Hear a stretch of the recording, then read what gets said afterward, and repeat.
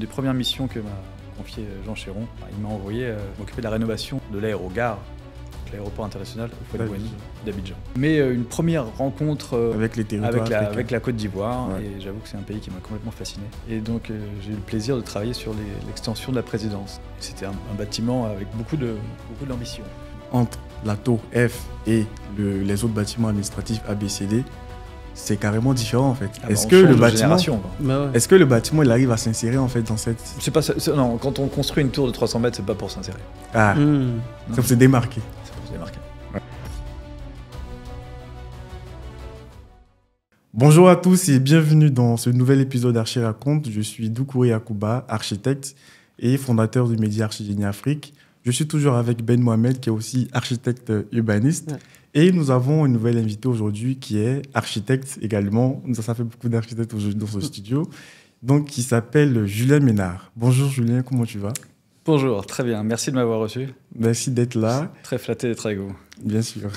Alors, avant de commencer, est-ce que tu pourrais nous raconter un petit peu ton parcours et quelques expériences que tu as vécues? On va essayer de condenser très vite parce qu'en fait, mon parcours est plus une filiation. Ouais. C'est vrai que mon grand-père était architecte, ouais. Mon père était architecte, ouais. Mes oncles et tantes, architectes d'intérieur ou intervenus dans différents pans de la construction. Ouais. Et donc moi j'ai un peu hérité de ça. Je dirais que c'est un peu comme les paysans, il y a un truc qui se transmet comme ça sans forcément choisir au début. Et puis ça m'a plu, passionné. Et donc j'ai continué là-dedans. J'ai commencé mes études, je crois, en 94. J'ai commencé à bosser avec mon père qui m'a formé entre 99 et 2007. J'ai été diplômé en 2003 à Paris-la-Seine. Donc après le passage de 7 ans chez mon père, où j'ai eu quelques petits intermèdes parce que j'ai travaillé en parallèle, quand mon père avait plus trop d'activité, j'ai travaillé chez Architecture Studio pendant quelques mois et chez Marc Barani aussi. Là, pendant combien d'années? Peu de temps, c'était des missions pour des concours en fait. Ouais. Donc 6 mois, 2 fois 6 mois je crois. Après, j'ai travaillé pendant 5 ans chez Nodepux, une agence dans le 13e. Une belle écriture, assez soignée. Donc, je me suis un peu épanoui là-dessus. Et après, j'ai eu la chance d'être contacté par le dernier associé en date de chez DLM. Oui.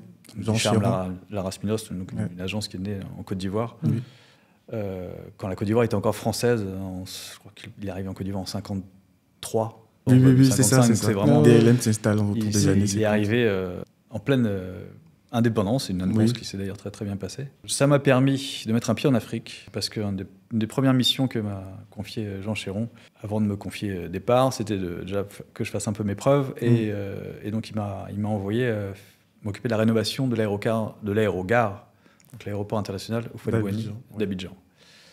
Et ça, c'était une première rencontre avec les territoires avec la Côte d'Ivoire, et j'avoue que c'est un pays qui m'a complètement fasciné. Ouais, parfait. Et il y a un enthousiasme de la part des gens, en plus qui à l'époque sortait d'une crise politique un peu compliquée. Donc il y avait une soif de renouveau, de rattrapage, de volonté de croissance, beaucoup d'enthousiasme de la part des investisseurs, des gens qui travaillent. Enfin, voilà, je crois j'ai rencontré une Côte d'Ivoire contente d'être sortie de crise, quoi. Et après, j'y étais pendant 6 ou 7 ans d'affilée.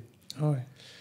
Une semaine par mois, finalement. Donc au début, c'était pour m'occuper juste de la rénovation de l'aérogare, que la zone départ, donc l'étage. Et c'était assez intéressant parce qu'en fait, c'est un projet qu'avait fait l'agence, donc c'est pour ça qu'ils nous avaient rappelé, parce qu'on avait tous les plans. C'était un des premiers projets de Ducharme en Côte d'Ivoire, un premier gros projet, parce que je crois que ça a été dessiné en 63. Oui. C'est bien quand on s'installe, au bout de 10 ans, d'avoir déjà un aéroport international à faire. Donc oui, c'est vrai. Et donc, il y a eu beaucoup d'autres choses, mais globalement, c'est un élément assez marquant, et c'est un bâtiment que je respecte beaucoup parce que c'est un bâtiment très brutaliste. Oui. Donc en France, finalement, il y a peu de bâtiments brutalistes parce qu'il y a eu une sorte de traumatisme d'architecture moderne. Donc on a voulu recouvrir le béton de diverses choses. Tandis que là, il y a une sincérité de matière, avec un béton bien coffré, des grandes portées. Un bâtiment à la fois léger dans sa structure, mais parce que peu de poteaux, peu de voiles, c'est un peu de poutres, mais très puissant. Et donc, vous venez d'une famille d'architectes, et vous reprenez cette flamme d'architecte-là, et vous travaillez dans ce domaine.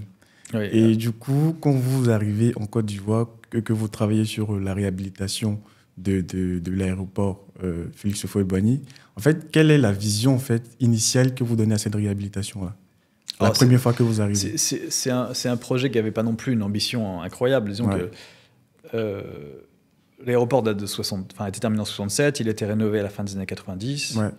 Et après, il a été très très mal entretenu et il s'est laissé un peu décrépir. C'est quand même un outil, un aéroport qui avec 24 heures sur 24 du passage. Donc il est très vite usé, abîmé. Donc si on ne prend pas soin, les choses se décrépissent très vite. On a fait une nouvelle zone douane, une zone duty free, un salon VIP. Enfin vraiment un peu, tout ça un peu au goût du jour, quoi. Avec aussi la rénovation d'éclairage pour mettre en valeur justement la structure. Et du coup, vu que c'est un aéroport qui a été construit, on va dire, autour des années 60, est-ce que lors de cette réhabilitation, vous avez pu garder en fait cette identité architecturale qu'il y avait auparavant, cette identité historique-là? Non, on n'a rien touché. L'élément qui a eu le plus d'impact, c'est peut-être la mise aux normes du désenfumage. Les réglementations, la sécurité. Mais globalement, non, on a respecté, juste mis en valeur. Enfin, de toute façon, l'aéroport, en lui-même, il est très simple. Donc il y a ces poteaux qui forment des colonnes, en fait. Des colonnes avec des grandes poutres qui s'élancent, avec des grands porte-à-faux. Donc, une fois qu'il y a ça, il y a juste à le mettre en valeur.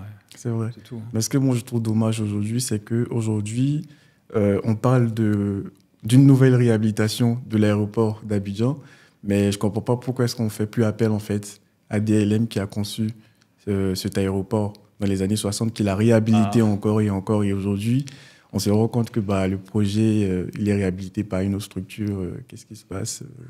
Ça, c'est la loi des choses, de la concurrence, des politiques, être là au bon endroit au bon moment. Peut-être que si DLM avait gardé une agence en Côte d'Ivoire, ce qui a été le cas quand même jusqu'en 95, oui, ça aurait certainement été le cas. C'est vrai. Là maintenant, DLM s'éteint au fur et à mesure. C'est une des plus vieilles agences qui est en France. Moi, j'ai dû partir parce que le rachat départ était un peu compliqué. Mais voilà, derrière... Justement, parlons de DLM. Aujourd'hui, on voit que cette agence, elle est fermée définitivement. Est-ce que ça vous fait quelque chose ou pas? Oui. Cette agence qui a duré pendant des décennies. Parce que je pense que DLM a une histoire assez rare. C'était une des plus vieilles agences qu'il y avait. Et le fait d'être né en Côte d'Ivoire, d'avoir affirmé une architecture, en tout cas en Afrique de l'Ouest, une architecture moderne et brutaliste, il y a de quoi en être fier. Donc c'est un peu dommage. Après, en France, il s'est passé beaucoup d'autres choses, plus ou moins bien. Mais bon, une agence de toute façon qui dure 70 ans, elle passe par l'ère du temps de chaque époque. Le renouvellement. Des époques moins bien. Pendant des générations, un peu mieux. Donc il y a à boire et à manger dedans. Mais ce qui a été fait en Afrique dans les années 60, 70 et même 80, par Ducharme, Laras et Minost en Côte d'Ivoire, est pour moi remarquable dans la plupart des...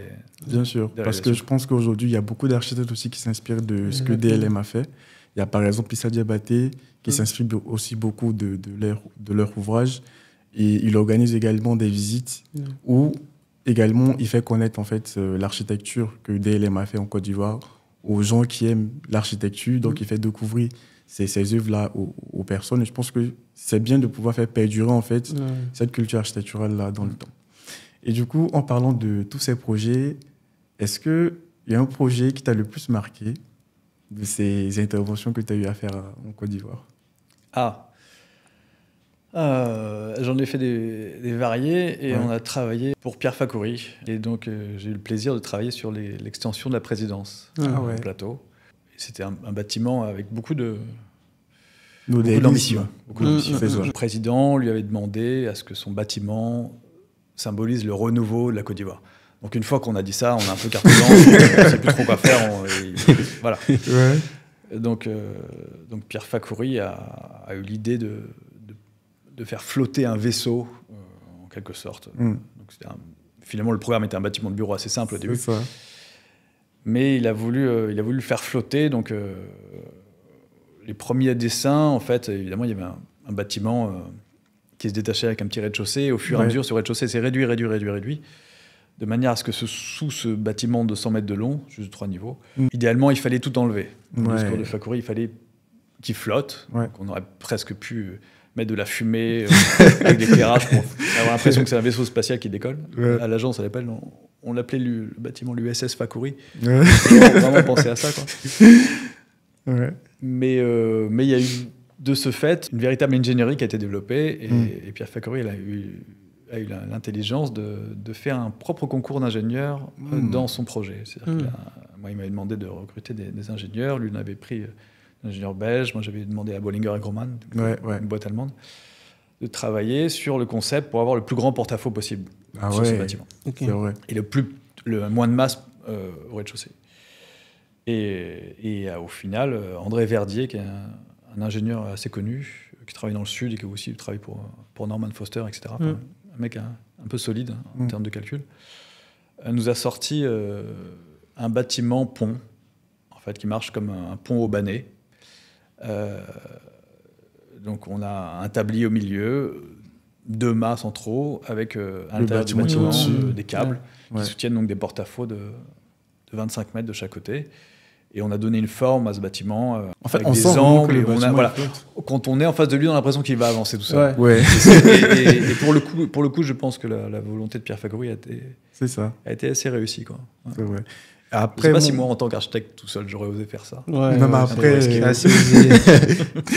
Et après, moi, je me pose des questions. Je me dis, mais vu que c'est un palais présidentiel, est-ce que le construire, en fait, tout vitré, c'est pas un problème de sécurité? C'est évidemment le problème numéro 1, mais après, c'est à mon avis peut-être un bureau provisoire aussi, parce que ça a permis de faire les bureaux dans la rénovation de la présidence qui est en cours. Donc voilà, une fois qu'on ferme les rideaux. Mais je sais que la sécurité à l'époque voulait nous faire mettre du vitrage par balle. Mais le vitrage était tellement lourd que le bâtiment risquait de s'effondrer, quoi. Mais au début, c'était juste des bureaux classiques pour des services de ministres. Ouais, c'est vrai. Après, je ne sais pas si vous êtes au courant de grands projets de tours qui ont cours à Abidjan, la tour F. Ah, bien sûr, si, parce que à l'époque, Pierre Fakouri m'a demandé d'essayer de recruter quelqu'un spécialisé en tours, enfin qui avait déjà fait des tours pour produire un peu l'avant-projet. Et donc à l'époque, chez DM, on avait recruté une de mes amies d'école qui avait travaillé chez Piano. Et finalement, elle a signé chez elle. Donc j'étais juste recruteur dans ce contexte. Et je sais que la tour F est la fin du gros œuvre. Elle est en train de friser les 300 mètres. Donc c'est un ouvrage... C'est quand même un ouvrage assez remarquable. Bien sûr, pour la Côte d'Ivoire en tout cas. C'est un symbole, après. Il y a beaucoup de critiques. Tout le monde critique évidemment les tours, les bureaux, mais j'espère que dans quelques années, ça sera oublié et on retiendra que le symbole. C'est vrai. Mais après, au niveau architectural, en tant qu'architecte, le regard qu'on a, c'est-à-dire entre la tour F et les autres bâtiments administratifs ABCD, c'est carrément différent en fait. Est-ce que le bâtiment il arrive à s'insérer en fait dans cette... Non, quand on construit une tour de 300 mètres, c'est pas pour s'insérer. Ah, c'est pour se démarquer. C'est pour se démarquer. Ouais. Parce que ça revient aussi à... on voit le palais présidentiel qui est sur l'esplanade du palais présidentiel et il y a une forme au fait de... Un peu dit qu'on regarde un peu de haut, de contradiction un peu entre l'ancien et le nouveau qui est là. Est-ce que ça a été pensé dans une optique d'alliance parce que moi, quand je regardais, je me dis... Non, ça n'a pas été souhaité comme une alliance, parce que je dis c'était souhaité comme le symbole du renouveau. Donc il fallait absolument donner une image... nouvelle vision de la présidence. Complètement nouvelle, quoi. Donc il n'était pas question de s'inspirer d'une écriture, ni d'une forme, ni d'une disposition. Il fallait là aussi créer une rupture. C'est vrai, parce que ça n'a vraiment rien à voir avec l'existence de Pierre Dufaux, également, qui a construit le palais présidentiel, qui a été inauguré en 60, donc le jour de l'indépendance de la Côte d'Ivoire. Voilà. Et vu que la tour F, on sait que c'est un projet qui faisait partie du plan d'urbanisme des années 70, est-ce que c'est le cas pour l'esplanade du palais présidentiel? Non. Avant, sur cette esplanade, je crois qu'il y avait un musée, un mémorial qui avait été souhaité, qui a été abandonné en termes de travaux.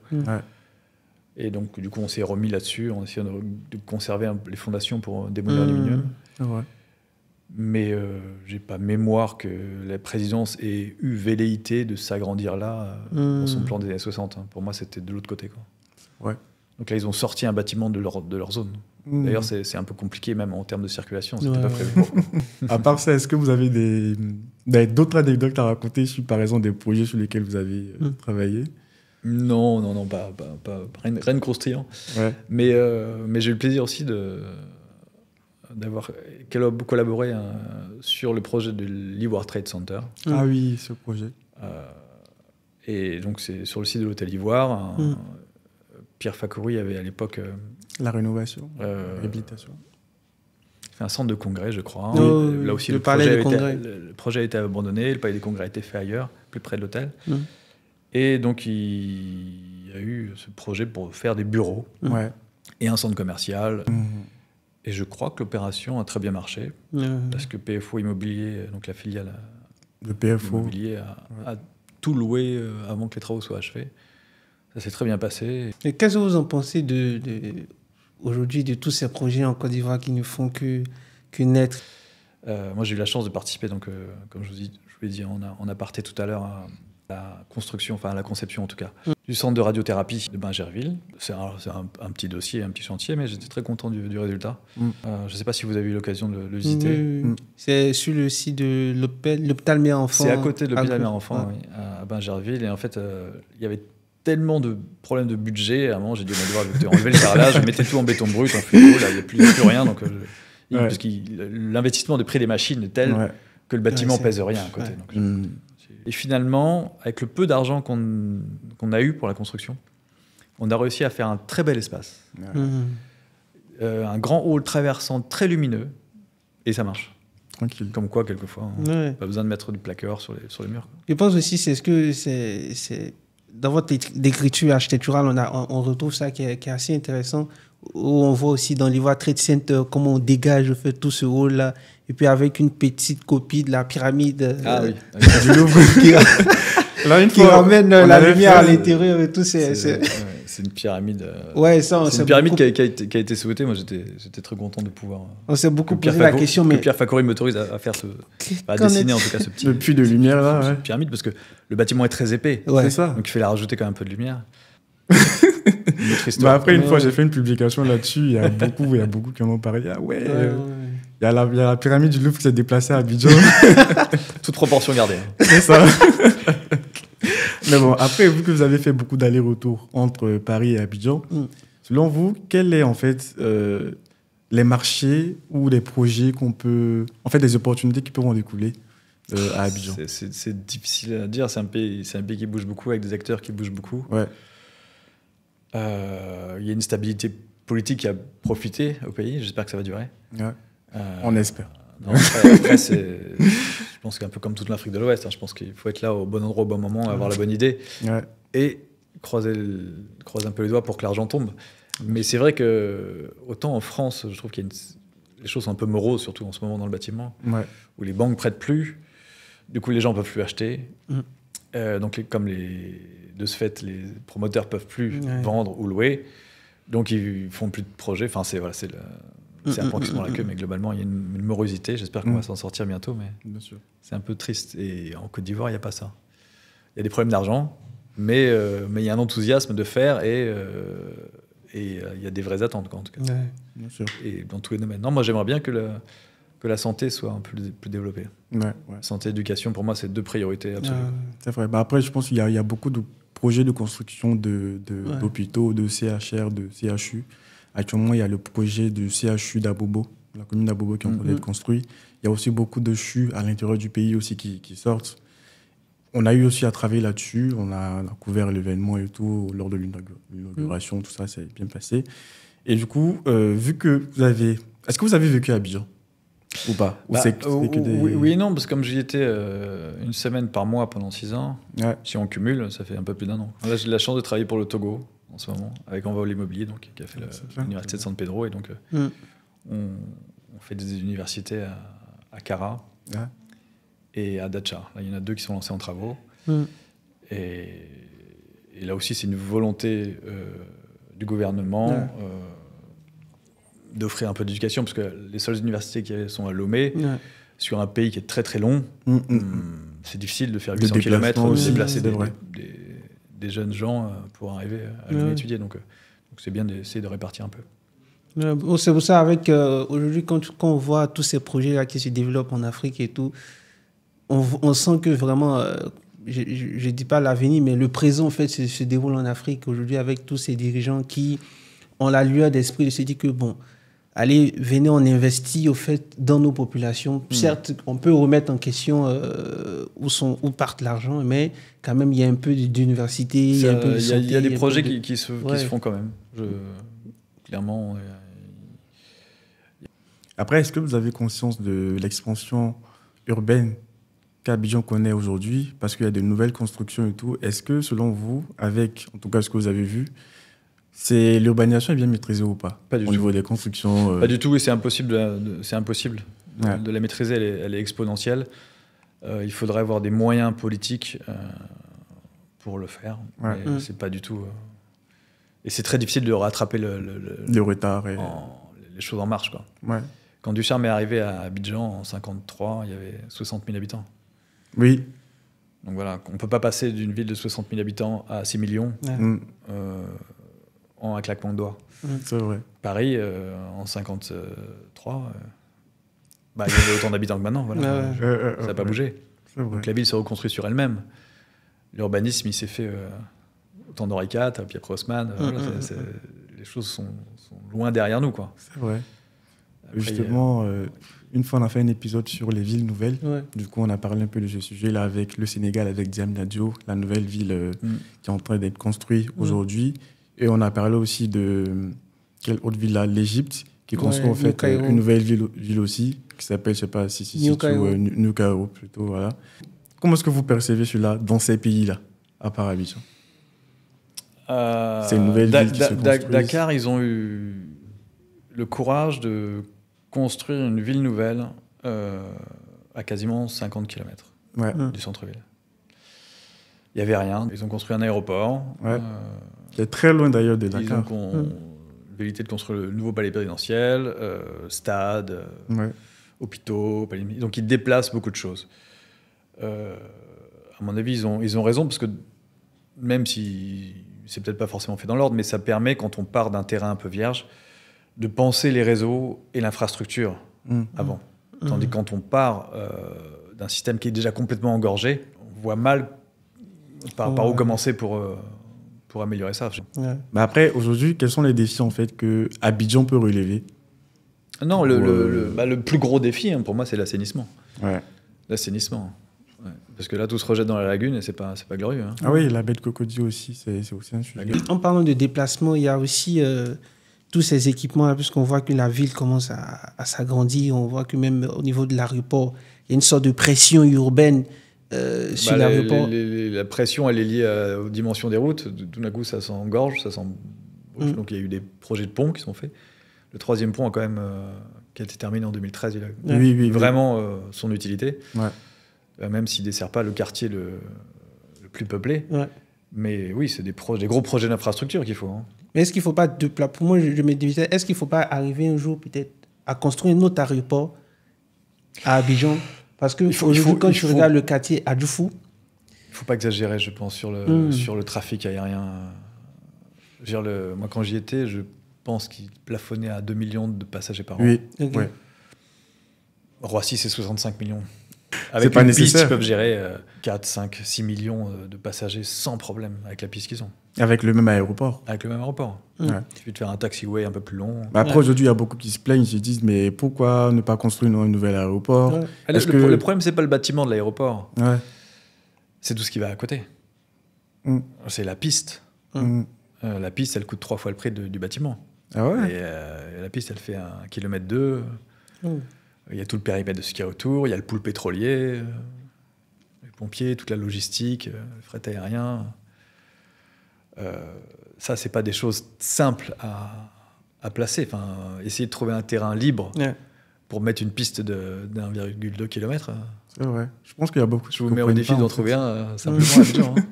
Il y a beaucoup qui ne comprennent pas ça, en fait. Parce que il y a beaucoup qui disent oui, mais il faut construire un nouvel aéroport. Cet aéroport date des années 60. En fait, je pense qu'il y a la population qui voit en fait ce qui se passe ailleurs dans notre pays. Ils se disent non, on veut se moderniser, mais c'est quoi en fait cette question de modernisation, c'est quoi? Est-ce que c'est du nouveau ou l'aéroport de Singapour C'est ça. En fait, c'est pas le même échelle. Hein. Aujourd'hui, chaque pays veut se démarquer par cette porte d'entrée de son pays. on voit Singapour, on voit un truc. Donc, c'est plutôt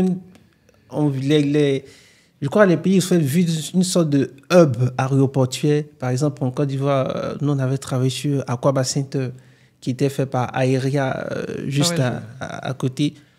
C'était un concours, finalement, malheureusement, on a perdu le concours, mais c'est intéressant. C'est sûr, mais c'est utopique. Il y a aussi ça, oui, hein. Le flux passager. Ouais, mais donc, moi, si vous avez un flux passager qui passe de 2 à 3 passagers, mais même à passer à 10, donc j'ai multiplié par 4. Et je crois même ça le reste principe. Rien, quoi, je crois même le principe de la réhabilitation, c'était aussi ça, parce qu'on voulait faire, augmenter, mais le trafic augmentait, du coup, il fallait faire une extension. Moi, j'ai travaillé sur ce projet d'extension. Hein. C'est ça. On a fait une belle maquette, d'ailleurs, qui avait été montrée au président, tout le monde applaudit, bravo, etc. Mais après, il faut passer à la caisse. C'est ça. Donc, il faut trouver des investisseurs. Et donc, des concessionnaires capables d'encaisser 300 millions d'euros d'investissement. Ouais, parce que même si sur chaque billet d'avion, on paye 50 ou 60 euros, il faut quand même trouver les financements. Tous les 300 millions, donc c'est pas rien. Quoi. Ouais. C'est vrai que c'est beaucoup d'argent quand même. Ouais. Parce qu'aujourd'hui, on voit avec les vols régionaux qui ont commencé, qui sont en train d'avoir le succès à l'intérieur du pays et tout ça. C'est des vols régionaux, ils ont peu de taxes. Ouais, c'est vrai qu'ils ne peuvent pas rentabiliser. Ils donnent 10 euros ou quelques CFA par vol pour l'aéroport. Donc c'est rien. Mais pour moi, je vois, ce qui commence à être intéressant, c'est également tous ces vols-là qui commencent à se développer, même à l'intérieur du pays, où on commence à avoir aussi de l'intérêt pour ces aérogares, pour dire que, OK, peut-être qu'on peut essayer de... Oui, il y a un petit aéroport à Bouaké qui devait être fait. Voilà. Lui, par DLM, Bouaké, Yamoussoukro. Non, c'est Pierre Fakouri, ça encore. Pierre Fakouri, OK. Je crois. Ouais. Je crois que j'ai déjà vu la maquette, j'ai déjà vu la photo. Et mais bon, l'avion, ça transporte pas assez de population et de flux. Globalement, si vous avez une bonne route, c'est plus efficace. C'est moins cher et plus efficace. C'est la route en termes de quoi? De piste d'atterrissage ou... Non, juste si par exemple l'aéroport de Bouaké. Ah ouais. Vous reliez une bonne route entre Bouaké et Abidjan, ça coûtera moins cher qu'un aéroport et il y aura un flux x100.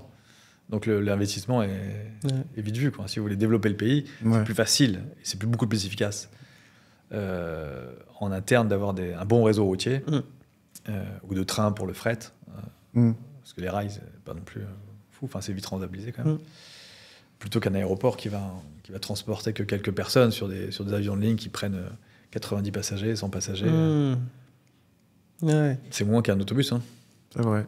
Oui, c'est ce que beaucoup de pays ont commencé à réaliser maintenant. Le Nigeria, l'Afrique du Sud et tout. Ça marche au Brésil quand on a des grosses distances à faire. On ne peut pas faire 3 jours de route pour aller de Brasilia jusqu'à Sao Paulo. Quoi. Mais non, quand c'est que 6, 7, 8 heures de route. Vous voyez, en France, le réseau ferroviaire marche bien. Et donc, tous les aéroports des villes de province ferment un par un. Du coup, ça impacte... Il n'y a plus de liaison Lorient-Paris. Non, c'est 2h30 TGV. On oublie, quoi. C'est vrai.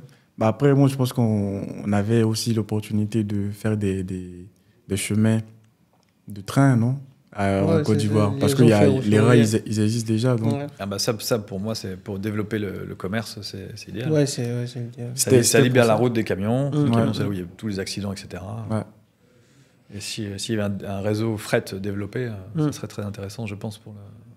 Ouais, c'est vrai. Ouais, je pense que ça viendra peut-être avec des futurs café, cacao, mangue, etc.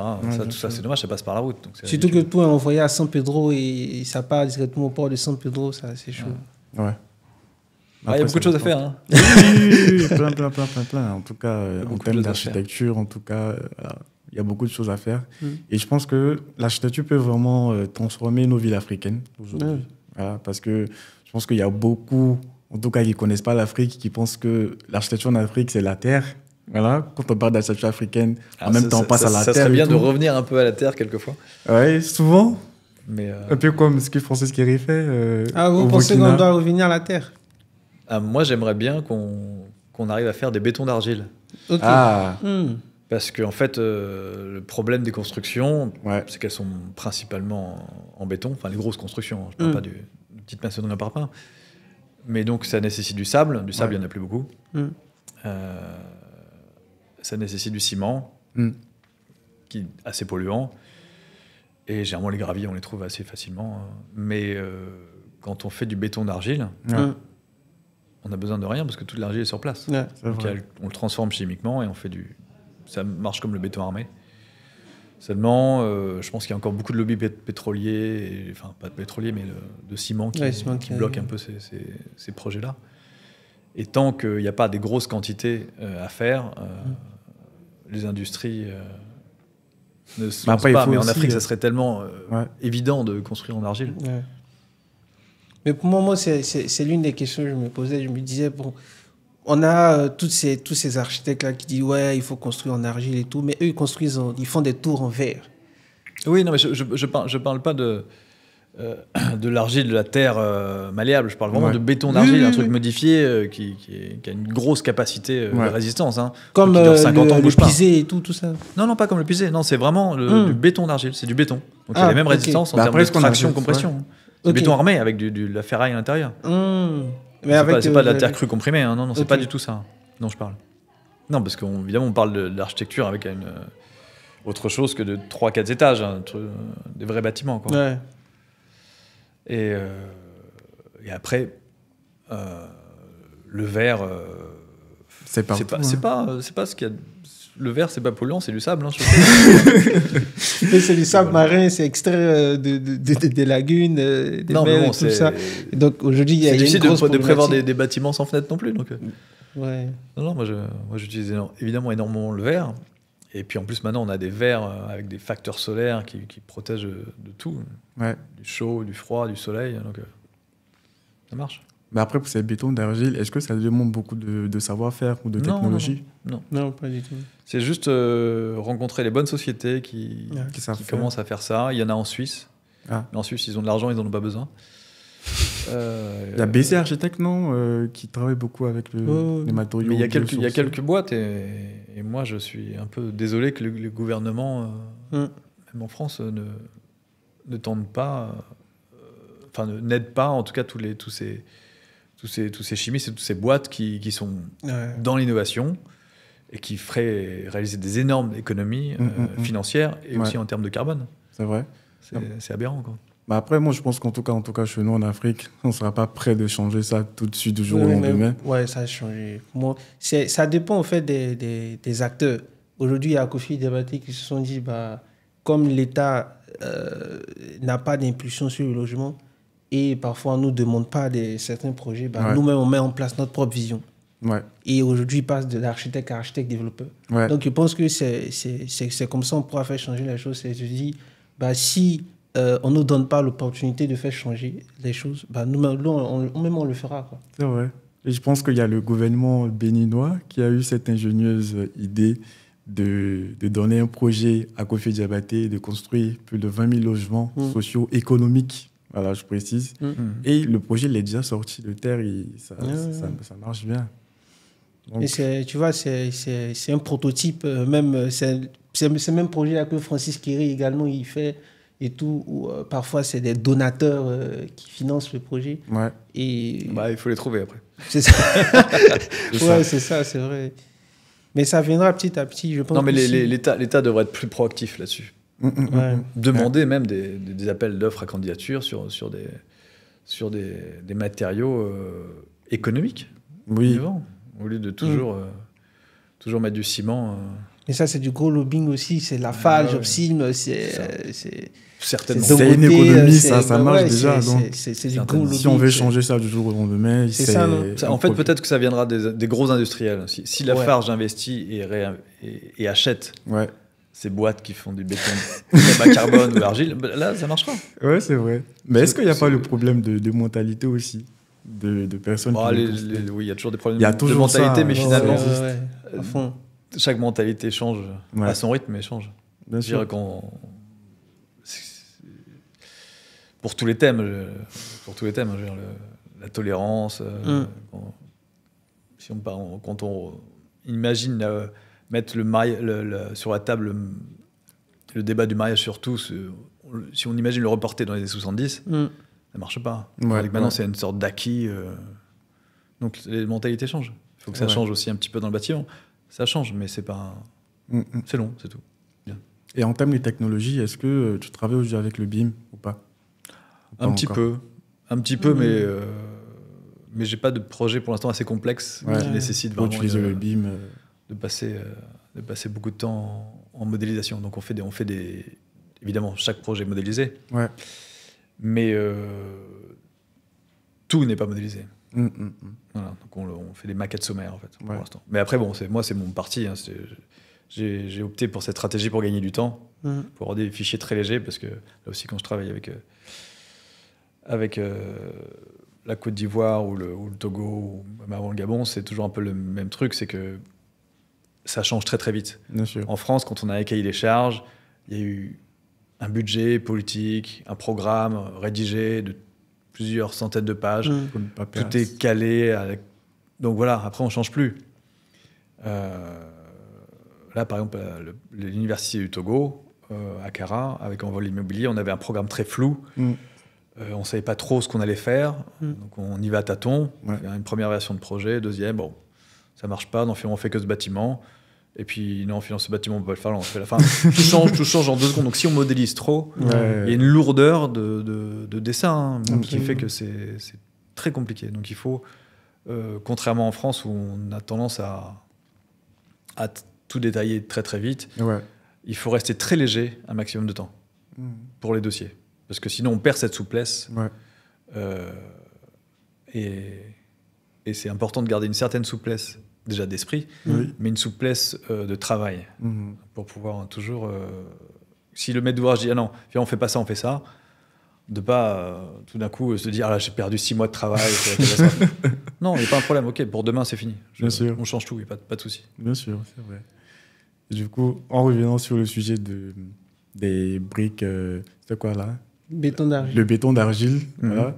Aujourd'hui, il y a Francis Kéré qui construit le palais de l'Assemblée nationale du Bénin. En fait, tout est en béton. Tout est en béton et à l'apparence, on a l'impression que c'est de la terre.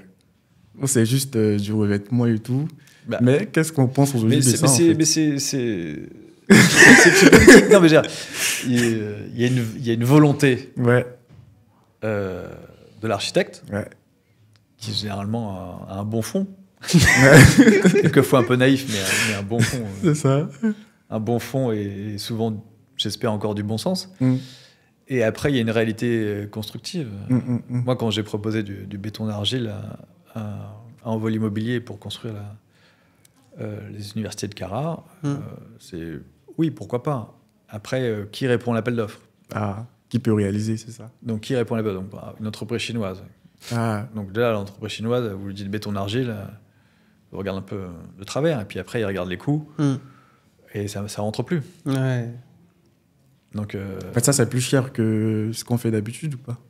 C'est comme c'est peu développé, déjà, il y a le risque technologique, et il faut des gros projets pour prendre des risques. Peut-être que oui, pour 20 000 logements, oui, là, ça vaut le coup de faire venir vraiment des gens qui réfléchissent sur la mise en œuvre, des matériaux. Après, quand on fait des petits projets ou moyens, comme ce que je fais moi, il y a pas de... c'est difficile de remettre en question des usages et des habitudes constructives. Ok. Mais voilà, il y a une bonne volonté, je comprends et je respecte tout à fait que même si c'est en béton, on le peint en couleur d'argile. Parce que voilà, c'est la volonté de départ. Et en plus, cette teinte d'argile, moi, c'est ce que j'utilise aussi très souvent. J'essaie souvent de ramasser un peu de terre de l'endroit où on construit pour comparer après avec les palettes de peinture minérale et de trouver la teinte la plus proche. On a l'impression que le bâtiment s'intègre. Alors, il ne s'est pas intégré par l'architecture traditionnelle parce que ce n'est pas ce qu'on nous demande. Mais il s'intègre au moins par un aspect de matière et de teinte. Et quand on passe devant, on a l'impression qu'il est là depuis longtemps parce que finalement, il a cette matériau qu'on latérite ou le sol sur lequel il est posé. Après, au niveau de son bâtiment, j'étais un peu critique parce que quand j'ai vu les images, au départ, je m'étais dit, voir une structure comme ça en terre et tout. Okay. Et après, je vois les images de construction. Je dis, okay. Tout est en béton, gris. Mais bon, au fait, c'est le dessin, la réalité, quoi. C'est difficile quelquefois de vendre du rêve et de construire du rêve. Exactement. Il y a souvent quelque chose qui se décale. Après, c'est un peu de la tricherie aussi. Alors, il y a des architectes qui trichent. Des architectes là. Bien sûr. Qui trichent, qui veulent vendre une image Exactement. dont ils savent éperdument qu'ils ne pourront jamais avoir ce rendu-là. Moi, pour le coup, je m'efforce d'avoir des choses très réalistes. Quand on regarde avant-après, on se dit, bon, globalement, on ne sait pas qui est la photo, qui est la perse, quoi. C'est ça. Parce que là, le projet va coûter encore, je pense, plus cher. Parce que si tu finis le béton, que tu rajoutes encore des parements en briques là-dessus, bon, on alourdit le bâtiment pour finalement donner une image de ce qui n'est pas. Oui, mais c'est difficile en tant qu'architecte d'avoir le dernier mot. Celui qui a le dernier mot, c'est celui qui paye. Ouais, c'est vrai. Simplement. Donc s'il doit payer X millions en plus... Mais c'est vrai qu'il a commencé avec les petits projets au Burkina, où tout est en terre et tout. Et après... c'était d'ailleurs des projets... Enfin, ce sont des projets magnifiques. Hein. Mais oui, bien sûr. C'est vraiment le... Mais après, d'échanger drastiquement... Quand on change d'échelle, on change de constructeur. Ouais. On change d'équipement et on change souvent de matériaux. Quoi. C'est vrai parce que tous les projets qui ont été faits au Burkina, c'est la population même qui a construit. C'est avec les gens qui vivaient sur le site.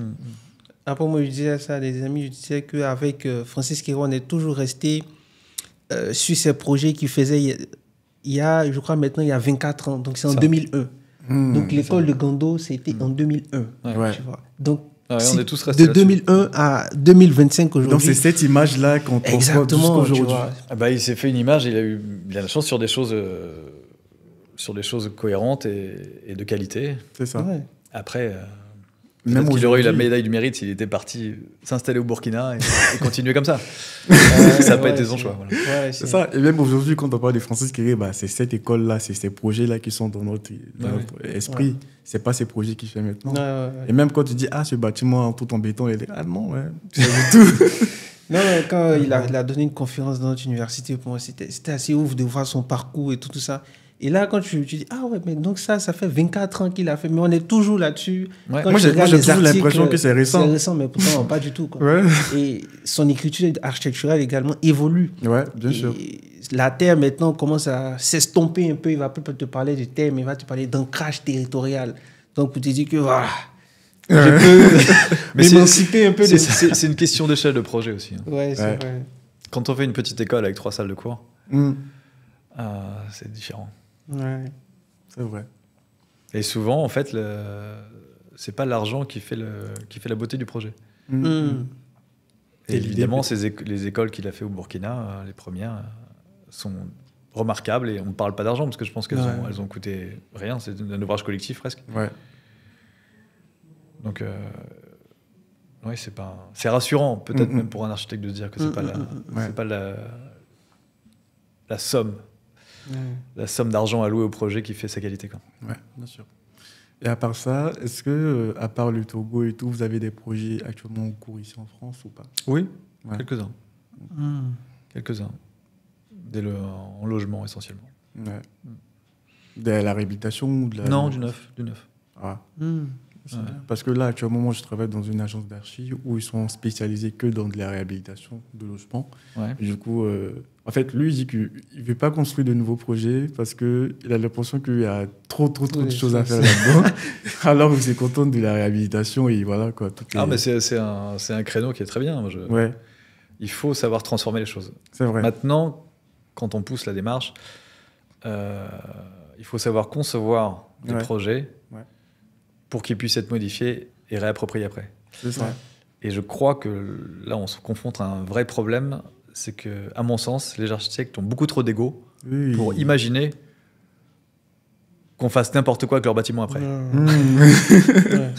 C'est vrai. Mais finalement, peut-être que savoir s'effacer et proposer un bâtiment qui est un outil qu'on peut améliorer, dont on dirait qu'il y a une certaine élasticité d'usage, ça, ce serait peut-être à mettre un peu plus en avant et pour moi un gage de qualité peut-être meilleur qu'une qualité esthétique. C'est vrai. Parce que un bâtiment, ça reste un outil. Avant tout. Parce que c'est pas juste une décoration. C'est vrai, parce qu'on a ces projets de réhabilitation là. En fait, moi, je me rends compte que c'est des bâtiments des années 1901, 1930, et il y a plusieurs architectes qui ont intervenu sur ces bâtiments-là. Et tu te rends compte que ça demande beaucoup d'attention, surtout au niveau des salles de bain et tout, des descentes d'eau et tout. Tu vois qu'il y a vraiment des éléments où il faut faire beaucoup attention à ça.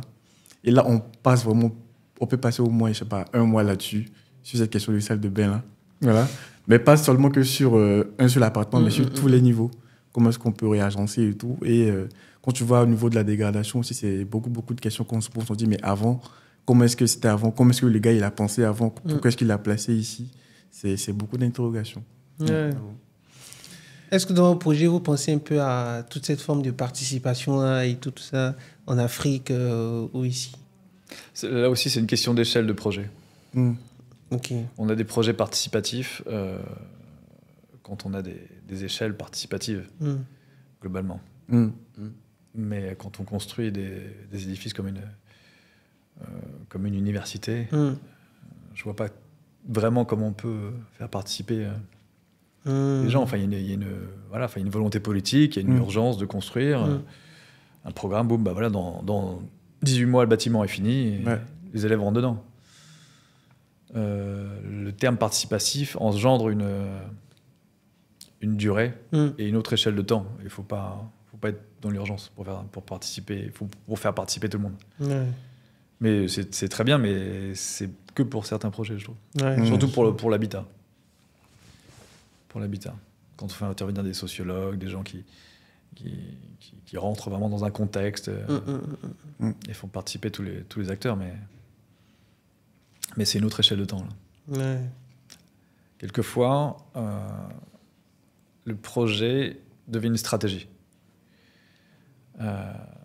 Par exemple, pendant le débarquement, les Alliés ont construit un port en 1 semaine. Un port, un vrai port. Il y a une stratégie de construction. La stratégie participative, elle n'est pas sur ce genre de durée. On peut prendre 15 ans pour construire 3 logements, c'est pas un souci. Donc tout dépend où on se met. Quoi. Après, une dernière question. Est-ce que aujourd'hui, quelle place, au fait, vous voyez les architectes locaux dans toute cette... Alors, c'est une très bonne question. Et je vous la renvoie. Parce que vous êtes ivoirien, vous êtes architecte. Vous avez commencé vos études en Côte d'Ivoire. Vous avez terminé en France. Vous êtes en train d'acquérir un bagage technique en France. Et ce que vous pouvez faire de mieux pour votre pays, c'est de retranscrire ce bagage sur place. C'est ça. C'est pas à moi d'y aller, c'est à vous d'y aller. Et c'est pour ça aujourd'hui qu'on regarde tous ces projets-là, c'est vraiment intéressant. Et on se questionne aussi beaucoup sur finalement, c'est quoi la coopération avec les architectes sur place et tout, parce que nous, on est aussi jeunes, on veut prendre part aussi à ce développement. Il y a de la place pour vous. Et pour nous, c'est intéressant de questionner également les approches extérieures sur notre territoire. Ça permet de se dire, donc vraiment, on peut faire autrement, on peut également imaginer les choses. Et quand les architectes étrangers arrivent en Afrique, ils déploient leurs compétences qui est assez fascinante. Et pour nous, c'est aussi gage d'inspiration aussi et vraiment d'une autre culture qui vient, qui pose. Non, il faut se lancer. N'hésitez pas, je pense. Moi, je pense que c'est beaucoup moins risqué de s'installer en tant qu'architecte pour vous à Abidjan que pour n'importe quel autre architecte à Paris. Je dirais que les statistiques de réussite sont pas les mêmes. C'est vrai, on y a parlé de ça. Non, c'est sûr. C'est un peu compliqué. Et... Moi, j'ai travaillé donc avec Abdoulaye Dieng à 2 ou 3 reprises. Et j'étais très content d'avoir quelqu'un qui avait un répondant là-bas. Mais maintenant, il faut que ce soit la nouvelle génération. Il faut y aller. L'Afrique doit se développer. Et pour qu'elle se développe bien, il faut qu'elle se développe avec... sa jeunesse. avec sa jeunesse, quoi. Merci. Et c'est sur ces conseils que nous allons terminer ce podcast. Merci à vous et n'hésitez pas à laisser vos avis dans les commentaires. Merci et à bientôt pour le nouvel épisode. Merci beaucoup.